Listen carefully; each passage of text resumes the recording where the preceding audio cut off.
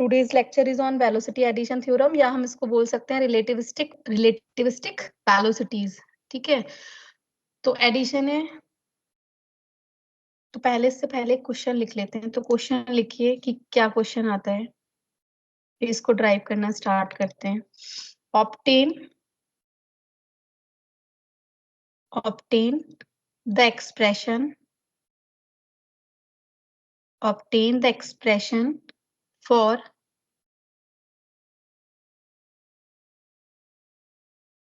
the addition of the relativistic velocities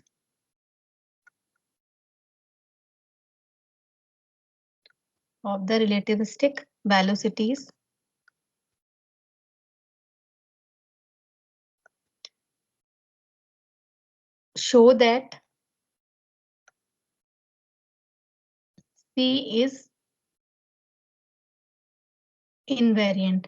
हम या तो ये लिख सकते हैं कि show that C is invariant, या ये क्वेश्चन में आता है कि ये हमारे आइंस्टाइन के सेकंड पोस्टुलेट के साथ कंसिस्टेंसी शो करता है। show that it is consistent with Einstein's second postulate। second postulate Einstein का क्या है कि C is constant या universal constant and it is independent of relative motion between source and observer. तो उसके साथ हमारा कंसिस्टेंसी ये शो करता है। तो ये 2 पार्ट में आता है। जो सेकंड पार्ट है ये भी 2 मार्क्स में होता है, मतलब अगर 5 मार्क्स में आ रहा है तो।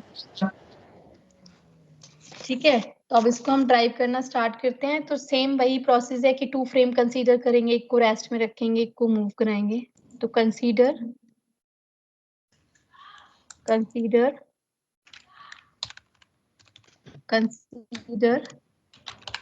two inertial frame, consider two inertial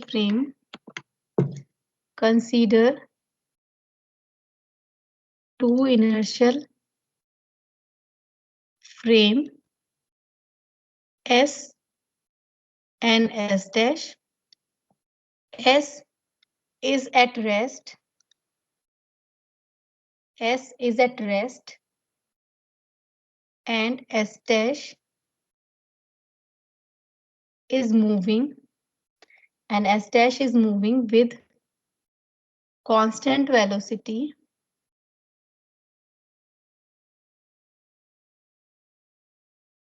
V in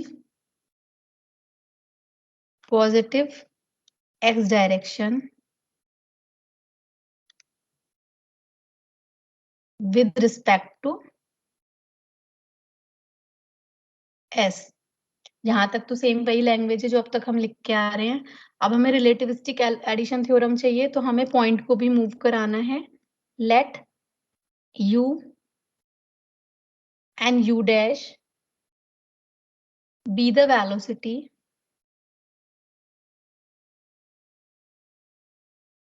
of particle, और पॉइंट जो भी है हमारा पार्टिकल p as observed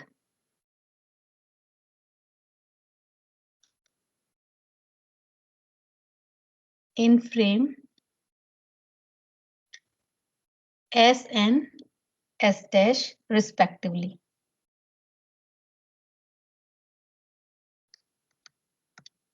ठीक है, सेम वैसे ही 2 फ्रेम कंसीडर करेंगे, S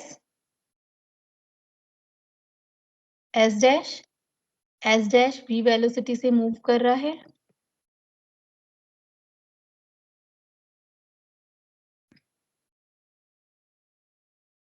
S रेस्ट में है। एक P पॉइंट कंसीडर कर लिया।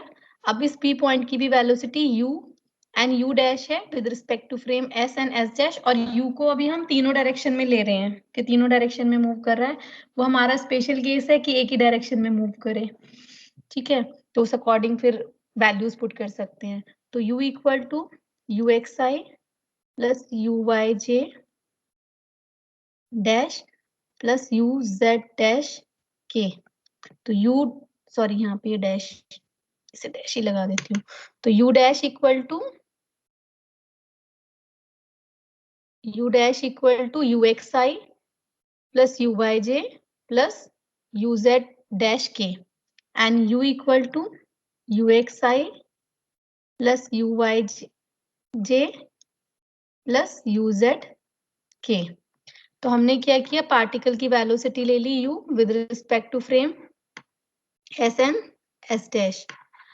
अब हमें क्या चाहिए, u और u डैश में रिलेशन चाहिए, या तो ये कह लीजिए या u x dash and ux, uy dash and uy and uz dash and uz में रिलेशन चाहिए। तो हम क्या करेंगे, ux डैश और ux में रिलेशन निकाल लेंगे, uy डैश uy में रिलेशन निकाल लेंगे, बाद में हम जनरलाइज कर सकते हैं इसको।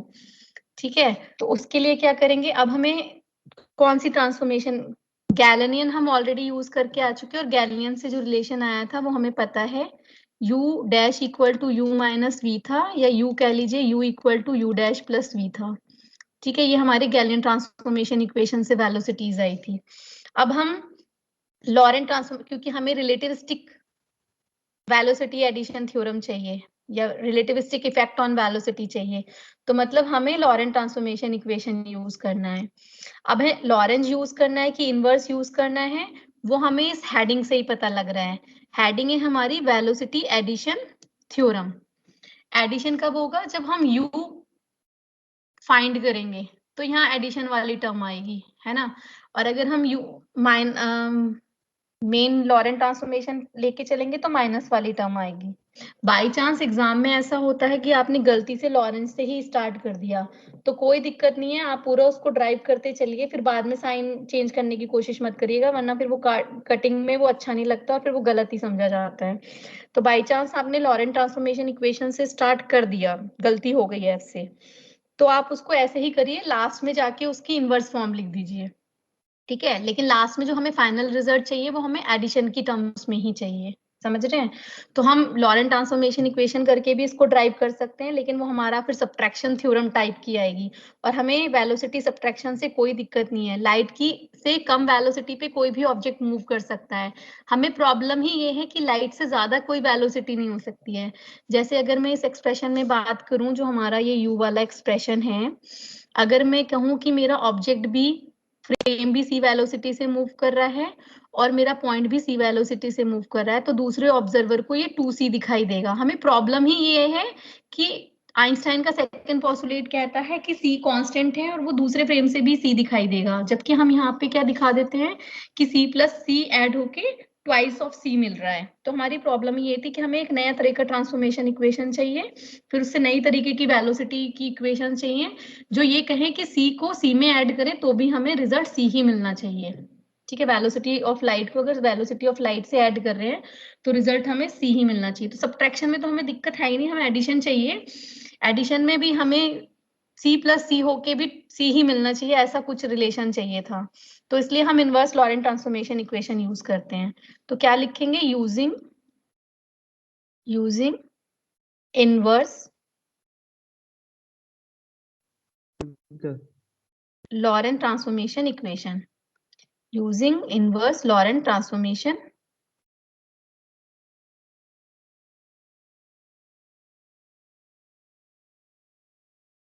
equation। तो इनवर्स लिखते हैं, तो इनवर्स में x होगा, x equal to x dash plus v t dash upon under root 1 minus v square upon c square. Equation 1, y equal to y dash, equation 2, z equal to z dash, equation 3, और 4 equation होगी हमारी t equal to t dash, यहाँ लिख देती हूँ, t equal to t dash plus v x dash upon c square upon under root 1 minus v square upon c square. तो equation 4। यहाँ तक कुछ डाउट है जो मैंने बोला समझ में नहीं आया तो पूछिए, फिर इसको नहीं तो आगे करते हैं। फिर से सुन लिए, इनवर्स क्यों यूज कर रहे हैं, क्योंकि हमें एडिशन में चाहिए वेलोसिटी, है ना। अगर हम लॉरेंज लेके चलेंगे तो जो वेलोसिटी का एक्सप्रेशन है वो माइनस में सब्ट्रैक्शन की टर्म्स में आएगा, और मुझे उसमें भी दिक्कत नहीं है, लास्ट में जाके आप सब्ट्रैक्शन से फिर वहां से इनवर्स फॉर्म लिखेंगे तो वो वेलोसिटी एडिशन थ्योरम बन जाएगी। और इनवर्स लिखने का तरीका मैं आपको बता ही चुकी हूँ, डैश को अनडैश करते हैं, अनडैश को डैश करते हैं, और जो कांस्टेंट क्वांटिटी है उनको ऐसे ही के ऐसे लिख देते हैं, और v की जगह माइनस v लिख लेते हैं, तो इनवर्स हम लिख सकते हैं। ठीक है, तो अब हम आगे समझते हैं हमें क्या करना है। हमारे पास 4 इक्वेशन है और हमें वेलोसिटी चाहिए, तो हम क्या करते हैं, डिफरेंशिएट कर देते हैं वेलोसिटी निकालने के लिए। तो यहाँ पर भी हमें इक्वेशन 1, 2, 3, 4 का डिफरेंशिएशन ही करना है, लेकिन अब हम जो डिफरेंशिएशन करेंगे वो किसी के रिस्पेक्ट में नहीं कर रहे। ठीक है, ऐसे नहीं बोल रहे कि differentiating equation 1 with respect to t. ठीक है, नहीं तो अगर टी के रिस्पेक्ट में करेंगे सॉल्व तो तब भी हो जाएगा, थोड़ा लेंथी डेरिवेशन हो जाएगा, क्योंकि हमें टी के रिस्पेक्ट में जब हम डिफरेंशिएट करेंगे और यहाँ t equal to t dash नहीं है, तो फिर यहाँ पे जो सॉल्व करना है राइट हैंड साइड सॉल्व करना थोड़ा सा मुश्किल हो जाता है, थोड़ा लेंथी डेरिवेशन हो जाता है। कर तब भी सकते हैं, आंसर लास्ट में जाके सेम ही आएगा। तो हम बहुत सिंप्लीफाई से डिफरेंशिएटिंग करेंगे और उसमें क्या करते हैं, जो वेरिएबल होता है तो उसके आगे डी लिख देते हैं। ठीक है, अब जो हम डिफरेंशिएशन करेंगे उसमें हम कैसे करेंगे, जो भी क्वांटिटी वेरिएबल है उसके आगे डी लगा देंगे, और जो वेरिएबल कांस्टेंट है उसको डिफरेंशिएट नहीं करेंगे, उसको ऐसे ही छोड़ देंगे। जैसे अगर हम फर्स्ट इक्वेशन की बात करें, फर्स्ट इक्वेशन में ध्यान से देखिए। ठीक है, हमारा x वेरिएबल है तो इसके आगे डी लगा देंगे, x डैश वेरिएबल है इसके आगे डी लगा देंगे, v कांस्टेंट वेलोसिटी है इसको डिफरेंशिएट नहीं करेंगे, t टाइम फिर से वेरिएबल है t डैश तो इसके आगे भी डी लगा देंगे। बीच में नीचे में चलते हैं कि इनको डिवाइड से क्या डिफरेंशिएशन करना था। नीचे वाली क्वांटिटी अपने आप में कांस्टेंट क्वांटिटी है, क्योंकि 1 भी कांस्टेंट है, v हम कांस्टेंट लेके चली रहे हैं और लाइट की वेलोसिटी कांस्टेंट होती है, तो under root 1 minus v square by c square वाली टर्म कांस्टेंट है। तो इसमें x डैश और t डैश के आगे d वर्ड यूज कर लेंगे, डी नोटेशन की डिफरेंशिएट कर रहे हैं इसको, बाकी सारी क्वांटिटी को ऐसे ही नोट करेंगे। इसमें तो दोनों साइड डी डी यूज कर लेंगे। ऐसे ही थर्ड में, फोर्थ वाले में देखते हैं, ये डी टी हो जाएगा, यहाँ पे t फिर से वेरिएबल है t डैश, इसके आगे भी डी टी डैश हो जाएगा। v कांस्टेंट है नहीं डिफरेंशिएट करेंगे, सी स्क्वायर कांस्टेंट है नहीं डिफरेंशिएट करेंगे, ये डी टी डैश हो जाएगा upon under root 1 minus v square by c square वाली टर्म फिर से कांस्टेंट हो जाएगी। तो मैं नेक्स्ट पेज कर रही हूँ और फिर इसको करना स्टार्ट करते हैं। तो क्या करेंगे, डिफरेंशिएटिंग 1, 2, 3 एंड 4। ठीक है, तो करना स्टार्ट करते हैं। Differentiating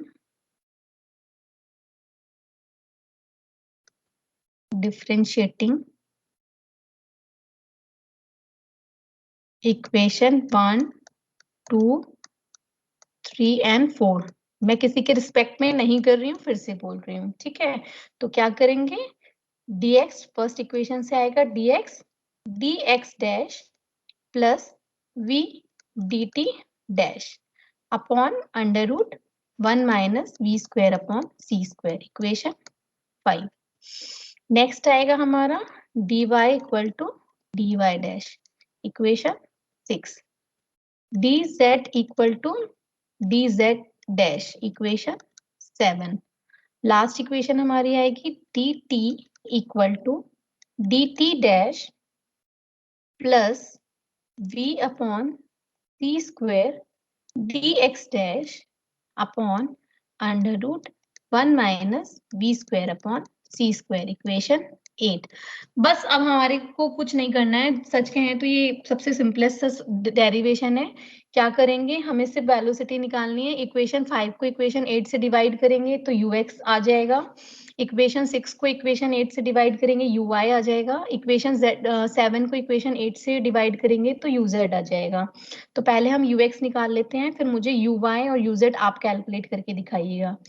from equation 5 divide by equation 8, तो dx upon dt left side में लिख लिया मैंने, लेफ्ट साइड का dx अपॉन dt। अब राइट के टर्म्स लिखते हैं, तो पहले x का लिख लेते हैं, dx dash plus v dt dash upon में है under root 1 minus v square upon c square.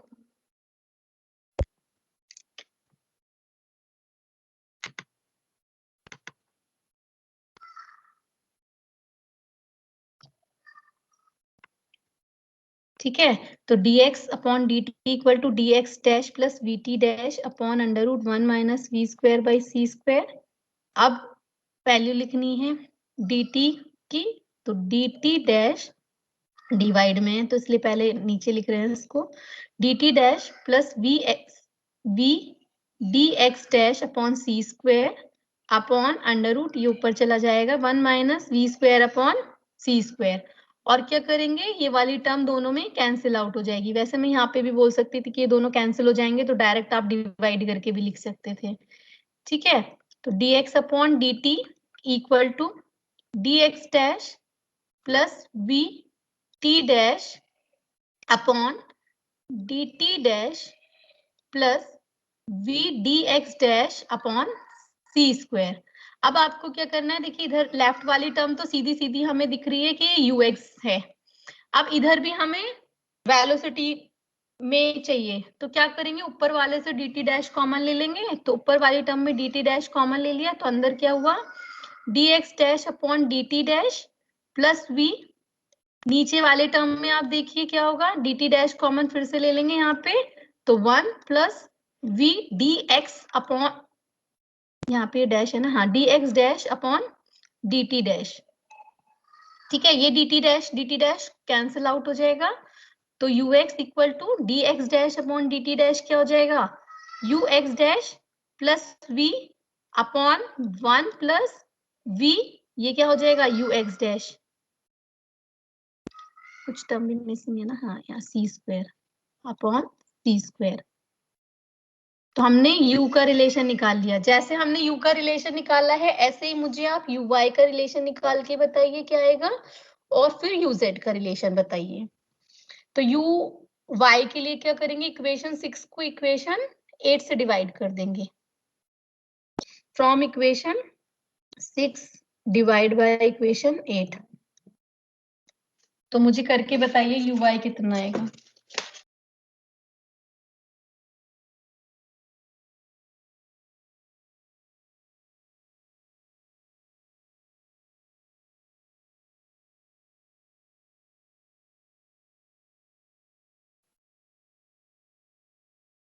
मैं डिवाइड करके सिर्फ लिख रही हूँ, मुझे वैल्यूज लास्ट की वैल्यू आप बताइएगा। तो यहाँ पे ये आएगा dy upon dt equal to dy dash upon dt dash plus p upon c square dx dash, और ये अंडर रूट ऊपर चला जाएगा, under root 1 minus v square upon c square. तो ये वैल्यूज मैंने लिख दी है, इसको सॉल्व करके बताइए u की टर्म्स में ये क्या आएगा। क्या करेंगे यहाँ पे, कैसे शांत हैं। 1 मिनट में, 1 मिनट बस मैं बता दूंगा।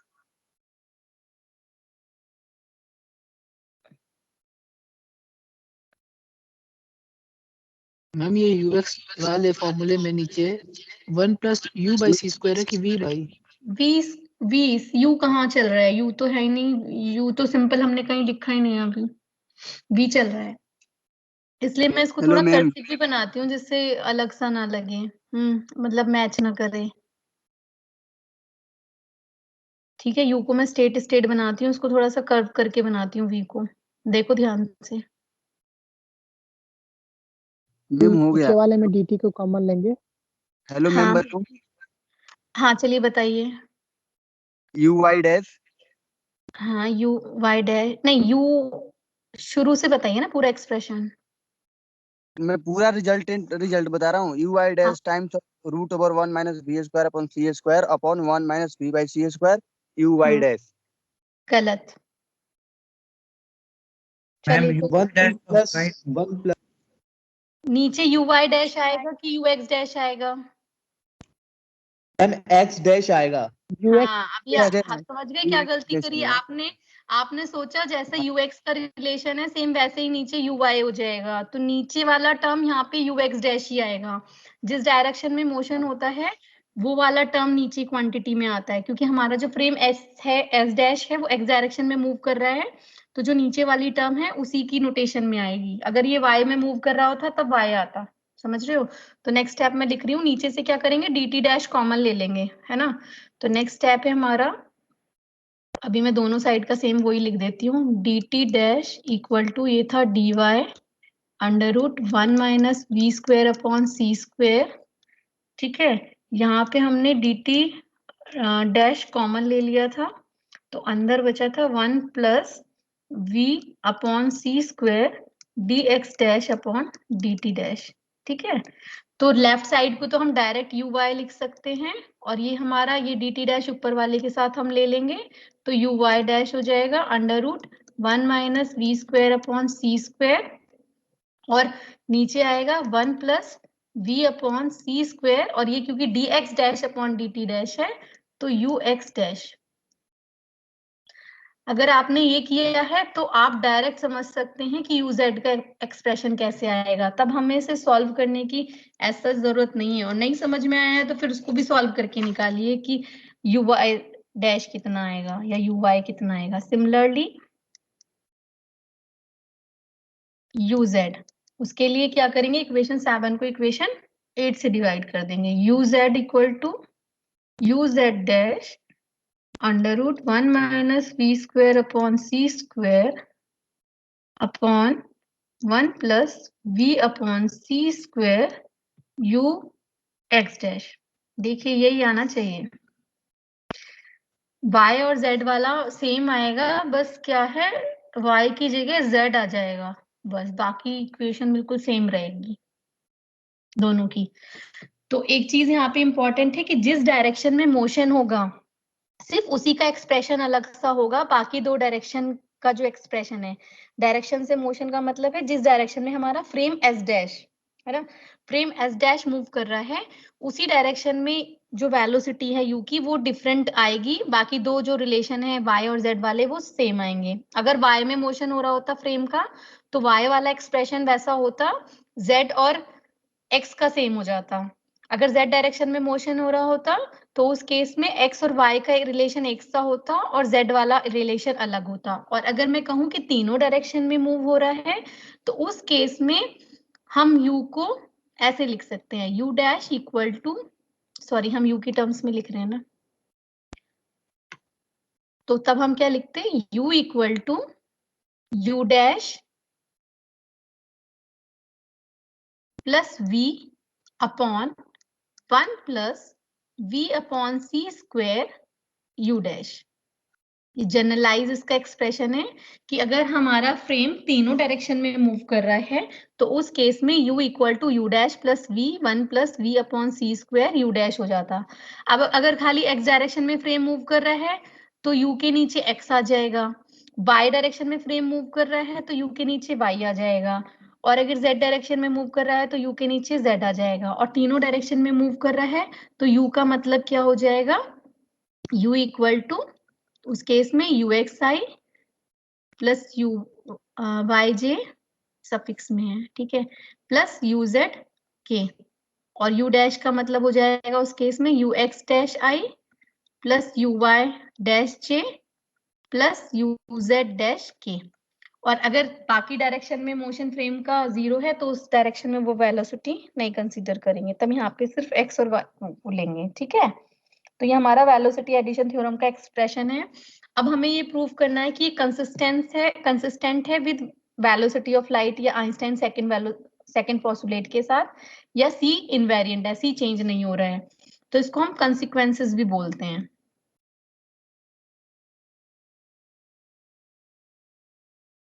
कंसिक्वेंसेस, ठीक है। तो पहला इसमें जो इम्पोर्टेंट पॉइंट है, पहला केस ही इंपॉर्टेंट लिखवा रही हूँ, सबसे पहला इंपॉर्टेंट है कि नो मटेरियल बॉडी या no material particle, no material particle consequence है, और इसका पहला ही हम इंपॉर्टेंट वाला लिख रहे हैं, बाकी दो तो सिंपल ही हैं, ठीक है। No material particle can move faster than light signal या वेलोसिटी ऑफ लाइट। तो पहला केस सबसे ज्यादा इंपॉर्टेंट है, फिर बाकी तो इससे रिलेटेड ही हैं, ठीक है, इससे कम ही वेलोसिटी लेते हैं उसमें तो हम।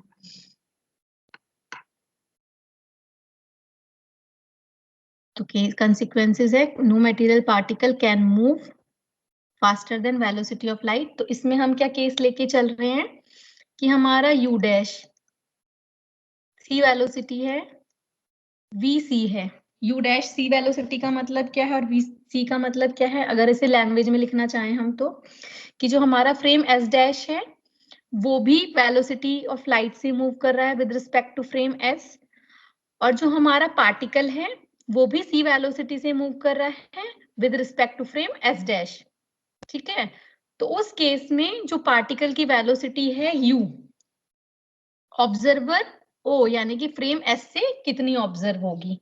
अगर हम यहाँ पे गैलियन ट्रांसफॉर्मेशन इक्वेशन लगाते तो अगर u इक्वल टू सी है और v इक्वल टू सी है तो उस केस में हम सिंपल लिख सकते थे u equal to u dash plus v और यहाँ पे c प्लस सी करके 2c लिख देते, है ना, कर सकते थे ना ऐसा। लेकिन अब हम क्या कर रहे हैं, relativistic velocity addition theorem use कर रहे हैं। वहां पे ये फेल हो रहा था कि ये c प्लस सी को 2c दिखा दे रहा था कि जो स्टेशनरी ऑब्जर्वर है उसको वो पार्टिकल 2c वेलोसिटी से मूव होता हुआ दिखाई देगा। अब बताइए पार्टिकल किस वेलोसिटी से मूव होता हुआ दिखाई देगा, u कितना आएगा।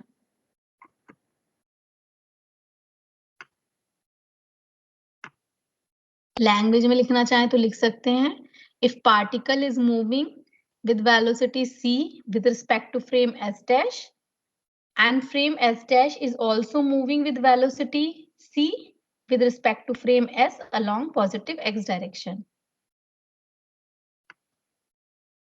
तो u बताइए कितना आ रहा है। देखिए u डैश की जगह कितना रखेंगे c, v की जगह c, 1 प्लस p की जगह c, u डैश की जगह c अपॉन c स्क्वायर। तो कितना सॉल्व होकर आएगा ये, मैम सी ही आ रहा है। c ही आ रहा है।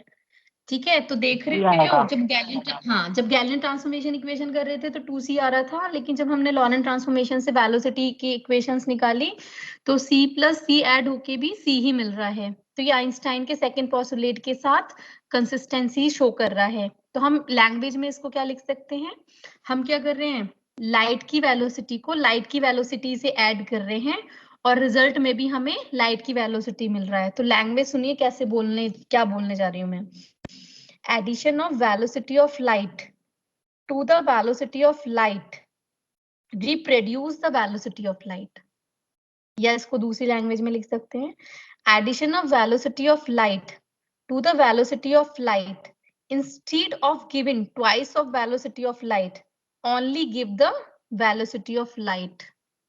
सुना मैंने क्या बोला, सिर्फ वेलोसिटी ऑफ लाइट समझ में आ रहा होगा। क्या बोल रही हूँ, वेलोसिटी ऑफ लाइट को वेलोसिटी ऑफ लाइट से ऐड कर रही हूँ और रिजल्ट में भी velocity of light he obtain कर रही हूँ, है ना। तो इसको लैंग्वेज में हम कैसे लिखेंगे, स्लाइड चेंज कर दूं ये मैं। Yes ma'am. ठीक है, चलिए तो अच्छा स्लाइड चेंज करने में क्या, चलिए यहाँ लिख देती हूँ, addition of velocity of light, और किससे कर रहे हैं, to the velocity of light.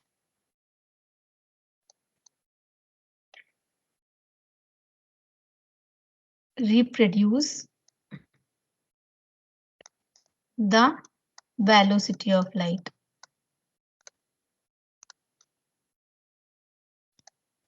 ये लैंग्वेज ठीक है, नहीं तो दूसरी लैंग्वेज होगी addition of velocity of light to the velocity of light instead of given twice of velocity of light only velocity of light c is obtain. ठीक है, कि हमें लाइट की वेलोसिटी को लाइट की वेलोसिटी से ऐड कर रहे हैं और फिर वापस में भी हमें वेलोसिटी ऑफ लाइट मिल रही है। ये केस ही इंपॉर्टेंट है, बाकी दो केस तो हमारे सिंपल हैं। दूसरा केस है u अगर 0 है, u डैश और v c है, तो उस केस में u कितना होगा, और केस 3 है हमारा u डैश c है और v हमारा 0 है, तो u कितना होगा। मतलब पहला जो सेकंड केस है उसमें क्या कह रहा है कि जो हमारा फ्रेम s डैश है वो तो लाइट की वेलोसिटी से मूव कर रहा है, लेकिन उसके अंदर जो पार्टिकल है वो रेस्ट में है, तो तब हमें u कितना दिखाई देगा। और तीसरा केस है कि पार्टिकल तो c वेलोसिटी से मूव कर रहा है फ्रेम s डैश के अंदर, लेकिन फ्रेम s डैश भी रेस्ट में है, तो उस केस में दूसरे फ्रेम से जो रेस्ट में था एस फ्रेम, उसमें वेलोसिटी उस पार्टिकल की कितनी दिखेगी।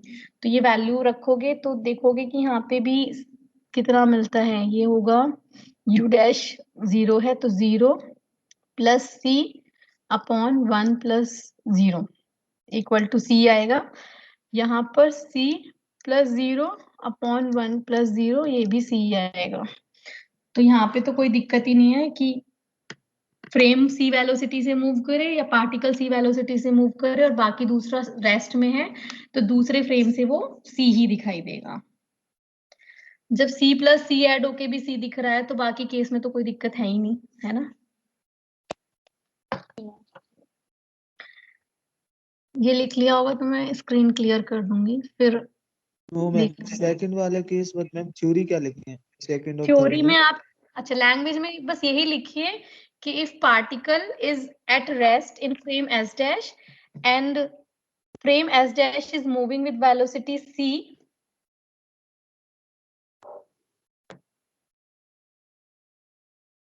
then velocity observed by observer from frame S will also be c। मतलब देखो पार्टिकल एक फ्रेम में रेस्ट में है लेकिन उसकी वेलोसिटी दूसरे फ्रेम से c दिखाई दे रही है।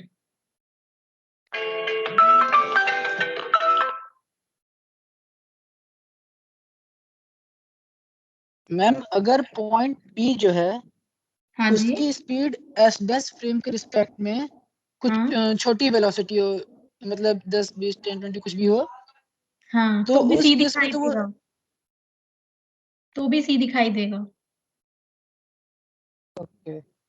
ठीक है, अभी तुमने तो सिर्फ 10-20 मैम बोला, केस हमने तो थर्ड उसको में सीख करके रख दिया। और मैम समझो, केस थर्ड में केस थर्ड में हम क्या कह रहे हैं कि पार्टिकल सी वेलोसिटी से मूव कर रहा है लेकिन फ्रेम एस डैश रेस्ट में है, तो दूसरे ऑब्जर्वर जो दूसरा फ्रेम था यानी कि एस फ्रेम से उसकी वेलोसिटी फिर सी दिखाई देती है, विल ऑल्सो ऑब्जर्व सी।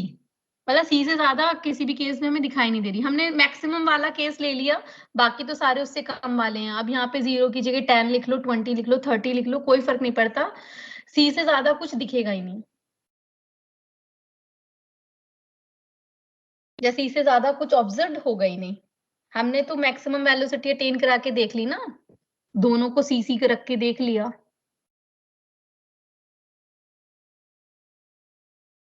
तो उससे कम तो कुछ भी वैल्यू रख लीजिए फिर। तो थर्ड वाले केस में आप लिख सकते हो कि फ्रेम गया F ma'am. Dash is at rest and a particle is moving with velocity c with respect to frame s dash, then the velocity observed by observer from s will be c। चलिए, तो ये कर लिया, तो मैं इसको clear कर रही हूँ स्क्रीन को।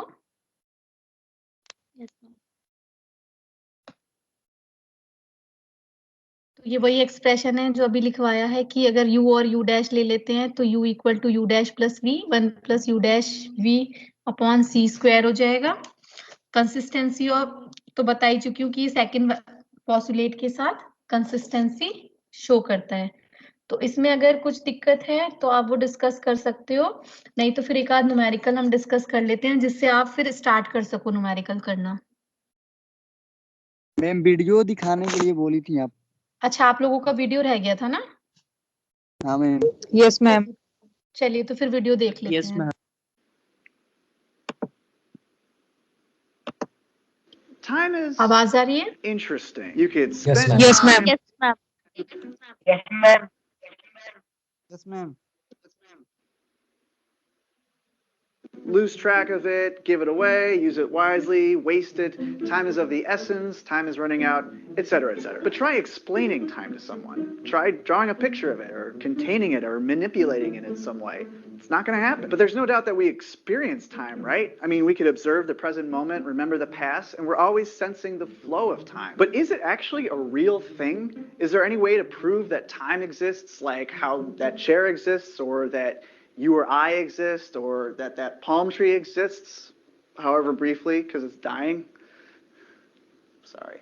For ancient civilizations, time was nothing more than the passing of the sun or the changing of the seasons. It was markings on calendars or the position of a shadow on a sundial. But as technology and timekeeping devices evolved, so did our perception of time. Instead of just counting the days or the swings of a pendulum or the movement of a minute hand, it seemed as if we were counting time itself. Then came along Sir Isaac Newton, and in addition to getting hit in the head by a fictitious flying apple, he also had a thing or two to say about physics stuff. He's probably most famous for his laws of motion, but he was also one of the first to suggest a realist view of time. According to Newton, time was absolute, true, universal, and flowed at a constant rate, independent of any change that we were able to see. This absolute notion of time was critical for the accuracy of Newton's laws of motion, and for a while, his ideas formed the basis of our entire understanding of the universe. Sir Isaac Newton was a badass.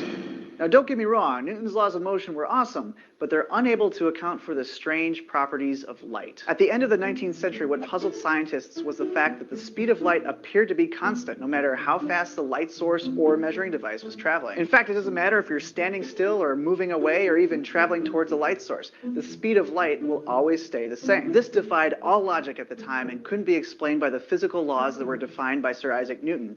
A new, deeper understanding of physics was needed. Enter Mr. Albert Einstein. In 1905, Albert Einstein, only 26 years old at the time, published a theory that revolutionized physics and changed the way that we understood our universe. It was called the unremarkable theory of relativity.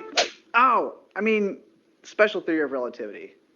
I'm not going to talk too much about special relativity. There are already a lot of great videos on the subject, links in the doobly-doo. But essentially, according to Einstein, objects traveling at high speeds will actually experience time slower than objects at rest. This is called time dilation, and it has been proven experimentally. In particle accelerators, certain particles have a longer lifespan because they're traveling at speeds close to the speed of light.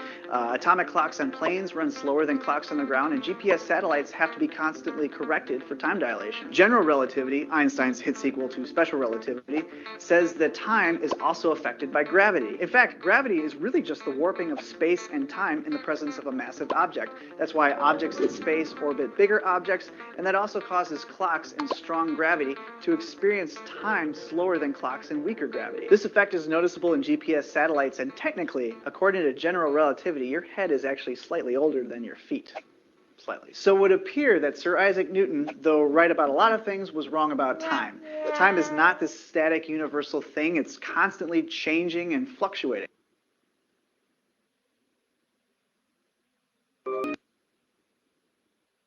If Sarah looks at Adam's clock, she will see.